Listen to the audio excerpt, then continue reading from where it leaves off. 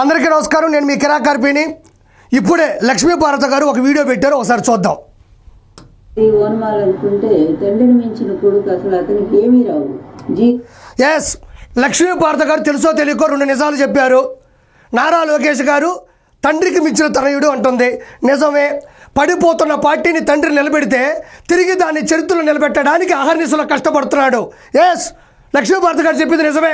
తండ్రికి మించిన తనయుడు, తండ్రికి తగ్గ తనయుడు. ఇంకో మాట ఉంది, నారా లోకేష్కి ఏమీ రాదు అని. నిజమే, నారా లోకేష్ గారికి సొంత చెల్లిని కన్న తల్లిని రోడ్డు మీద పడేయడం రాదు. సొంత బాబాయిని గొడ్డల వేడితో పైకి పంపడం రాదు. వేల కోట్ల రూపాయలు లూటీ చేసి తాడేపల్లి ప్యాలెస్లో దాచుకోవడం నారా లోకేష్ గారికి రాదు. తెలుసో తెలియకో నిజాలు చెప్పాము, సంతోషం. జీరో. ఇద్దరు కలిసి మూర్ఖుల సామ్రాజ్యం లాగా ఎవరో మహంకవుడు. ఎస్, మళ్ళీ నిజాలు చెప్పినటువంటి లక్ష్మీ భారత గారు. ఎస్, వారిద్దరూ మూర్ఖులే. ప్రజల కష్టాలని పోగొట్టడానికి, ప్రజల కన్నీళ్లు తొడవడానికి ఎంత దూరమైన పరిగెత్తే మూర్ఖులు.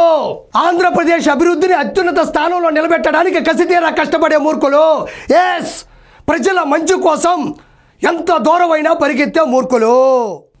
ఈ ఇద్దరు కలిసి వాళ్ళకి వాళ్ళే గొప్పలు చెప్పుకుంటూ ఇట్లాంటి వాళ్ళకు వాళ్ళే గొప్పలు చెప్పుకోక నీ గొప్పల గురించి చెప్పాలా? మనం ఎలా మసూద్ అలా ప్రవేశించాం, ఎలాంటి జీవితాలు నాశనం చేస్తాం, నీ గురించి ప్రత్యేకంగా చెప్పక్కర్లేదు. నీ గురించి చెప్పాలా? చెప్పు, ఏమైనా ఏవి వేయాలా? ఏముంది నీ గురించి చెప్పడానికి? వాళ్ళకు వాళ్ళు గొప్పలే చెప్పుకుంటారు. వాళ్ళు గొప్ప స్థాయిలో ఉన్నారు కాబట్టి నాయకులు కానీ, వర్గం కానీ, కార్యకర్తలు కానీ గొప్పలు చెప్పుకుంటారు. మనకేముంది గొప్పలు చెప్పడానికి?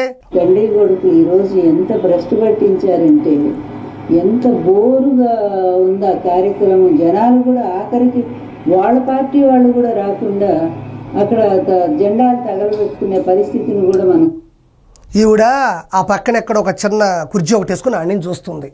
ఎవరెవరు పార్టీని తగలబెడుతున్నారు, ఎవరెవరు కార్యకర్తలు కొట్టుకుంటున్నారు, ఎవరెవరికి అన్నాలు సరిపోవట్లేదని ఈవిడ పోయి ఆడ చూసింది. అది మనం నమ్మాలా? కుటుంబాలనే కాల్చేసేటువంటి లక్ష్మీ భారత గారు తెలుగుదేశం పార్టీ జెండాలనే కాల్చేశారు, నేను చూశానంటే నేను నమ్మాలా? చూసాం అక్కడ తెలుగుదేశం జెండాను తెలుగుదేశం వాళ్ళే తగలబెట్టారు. బట్ ప్రజలకి అది వెన్నుపోటు నాడు అని చెప్పుకోవాలి. ఎన్టీఆర్ని వెన్నుపోటు పొడిచి ఎట్లా పార్టీ. నారా చంద్రబాబు నాయుడు గారు వెన్నుపోటు పొడవలేదు. నీ వల్ల పార్టీ అస్తవ్యస్తమై అధోపాతాలకు వెళుతూ ఉంటే కూలిపోతున్న పార్టీని చూసి కుమిలిపోకుండా పార్టీని అరచేతిలో పెట్టుకొని ఆకాశం వైపుకు నిలబెట్టాడు నారా చంద్రబాబు నాయుడు గారు. నువ్వు మాటి మాటికి వెన్నుపోటు అనకో, గుండుపోటు వచ్చి పోతావేమని నాకు భయంగా ఉంది. మరి ప్రజలను వెన్నుపోటు పొడిచి హామీలు ఇస్తామని చెప్పి మాట ఇచ్చి ఈరోజు ప్రజలను లక్ష్మీ పార్వతి గారు కుటుంబాలని కూల్చివేయడంలోనూ పార్టీని పడేయడంలోనూ నీ అంత సిద్ధహస్తురాలు ఎవరో లేరు. జగన్కి జలుబు వస్తేనే పరిగెత్తుకుంటూ వచ్చి గొట్టం పెట్టుకుని ప్రెస్ మీట్ పెట్టే నువ్వు ఎన్టీఆర్ గారి హెల్త్ యూనివర్సిటీ పేరు మారుస్తా ఉంటే ఏం చేస్తా ఉండవు? ఎన్టీఆర్ గారు సతీమణివే కదా, ఎన్టీఆర్ గారితో ఉన్నవారివే కదా మీరు. అలాంటప్పుడు విశ్వవిఖ్యాత నట సార్వభౌమ ప్రపంచం మొత్తం దేవుడిగా భావించే ఎన్టీఆర్ గారి పేరుని హెల్త్ యూనివర్సిటీ నుంచి తొలగిస్తున్నప్పుడు, అదే జగన్మోహన్ రెడ్డి అవహేళన చేస్తున్నప్పుడు, అంత అవమానపరిచినప్పుడు నువ్వేం చేస్తా ఉండవు? అప్పుడు వాదించాలి కదా, జగన్మోహన్ రెడ్డి బజ్జలాడాలి కదా, లేకపోతే బయటకు వచ్చి ప్రెస్ మీట్ పెట్టాలి కదా. అంటే నీకు ఎన్టీఆర్ గారి మీద ప్రేమ ఉండదు, జగన్ మీద ప్రేమ ఉండదు, నీకు ఎవ్వరి మీద ప్రేమ ఉండదు. నెలకి నీకు జీతం కావాలా, కారు కావాలా, డ్రైవర్ కావాలా, తినడానికి నవధాన్యాలు కావాలా, అంతే తప్ప నిజంగా చెప్పాలంటే నీకు నీతి నిజాయితీ అనేది ఉందా? అసెంబ్లీలో ఎన్టీఆర్ గారి కూతురు భువనేశ్వర్ గారిని పట్టుకొని వల్లభనేని వంశీ అలాంటి అనుచిత వ్యాఖ్యలు మాట్లాడుతూ ఉంటే నువ్వు ఎంజాయ్ చేసావా? నువ్వు అప్పుడు వాదించాలి కదా, అప్పుడు నువ్వు బయటకు వచ్చి మాట్లాడాలి కదా.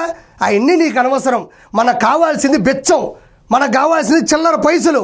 నువ్వు కూడా వచ్చి మాట్లాడుతూ ఉంటే చాలా ఇబ్బందిగా ఉంది. ఒకసారి చూద్దాం. పోటు పొడిచిన వెన్నుపోటున్నాడు కదా అని చెప్పుకోవాల్సి ఉంటుంది. అదేవిధంగా ప్రతిపక్ష నేతల్ని, వాళ్ళ భార్యల్ని ఇష్టం వచ్చినట్టుగా మాట్లాడే వాళ్ళని కాపాడుకుంటూ ఇతని ఇక్కడ చెప్తుందయ్యా, ప్రతిపక్షంలో ఉండేటువంటి భార్యలు అంటే జగన్మోహన్ రెడ్డి సంబంధించిన వర్గం నాయకులు భార్యల్ని మాట్లాడుతూ ఉంటే వాళ్ళని కాపాడుకుంటూ తీసుకొస్తున్నావా అంటా ఉన్నది. నేను ఒకటి మాట్లాడతా, భువనేశ్వర్ గారి గురించి మాట్లాడుతూ ఉన్నప్పుడు నువ్వేం చేస్తూ ఉండవు? రాయపోటి అరుణ గురించి మాట్లాడుతూ ఉన్నప్పుడు నువ్వేం చేస్తూ ఉండవు? నారా బ్రాహ్మణి గారి గురించి అనుచిత వ్యాఖ్యలు చేస్తున్నప్పుడు నువ్వేం చేస్తూ ఉండవు? వంగలపూడి అనిత గారి గురించి మాట్లాడుతున్నప్పుడు పోస్టింగ్లు పెట్టినప్పుడు సోషల్ మీడియాలో పోస్టులు దారుణంగా వైరల్ చేస్తున్నప్పుడు నువ్వేం చేస్తున్నావు? నా భార్య లక్ష్మీ ప్రసన్న ఓయూరులో దొరికిందని చక్కర్లో కొట్టింది అప్పట్లో సోషల్ మీడియాలో ఒక వార్త. అప్పుడు నువ్వేం చేస్తూ ఉండవు? సొంత చెల్లిని కన్న తల్లిని రోడ్డు మీద పడేస్తున్నప్పుడు నువ్వేం చేసావు? వర్రా రవీందర్ రెడ్డి వల్లభనేని వంశీ, కొడాలి నాని, పంచ ప్రభాకరు, బోరుగడ్డ అనిలు, సజ్జల భార్గవరెడ్డి వీళ్ళందరూ కూడా విచ్చలవిడిగా పోస్టులు, మార్పింగ్ ఫోటోలు పెట్టి ఆడవాళ్ళని అమానుషంగా అవమానంగా చిత్రీకరించి వైరల్ చేసి వాళ్ళని బాధ పెట్టి కుమిలిపోయేలా చేసి 4 గోడల మధ్యన వాళ్ళు కన్నీటి పర్యంతం అయినప్పుడు నువ్వేం చేస్తూ ఉండవు. కాబట్టి మనకు మాట్లాడే అర్హత లేదు. ఇంకెప్పుడు ప్రెస్ మీట్ పెట్టబాక. Thank you so much.